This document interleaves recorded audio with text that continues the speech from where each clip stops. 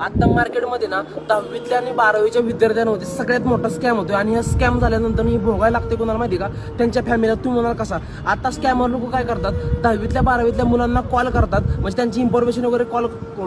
Information काढून call करतात आणि 10वीतल्या 12वीतले विद्यार्थी ना पुणेसारख्या किंवा मुंबईसारख्या सिटीमध्ये काय करतात, ते शिकण्यासाठी कॉलेजसाठी गेलेले असतात आणि त्यावेळेस त्यांना कॉल करून सांगतात की अरे तुझ्या मोबाईलमध्ये अशा अशा प्रकारची एखादी ऍक्टिव्हिटी चालू झाली, काहीही नाव सांगतात, ऍक्टिव्हिटी चालू झाली तर तुला ती ऍक्टिव्हिटी ऑफ करायची असेल तर तू 2 ते 3 तास तुझ्या मोबाईलला स्विच ऑफ कर. आणि त्याच वेळेचा स्विच ऑफ केल्याचा फायदा घेऊन ते काय करतात स्कॅमर लोक, त्यांच्या घरच्यांना, फॅमिलीला, आईला, वडिलांना किंवा भावाला वगैरे रिलेटिव्हलाच कॉल करतात आणि सांगतात तुमच्या मुलाने अशा मुलीची छेड वगैरे काढलेली किंवा अशाची त्याच्यावरती केस झाली, जर तुम्हाला तुमच्या मुलाला केसमधून जर वाचवायचं असेल तर काय करा, आमची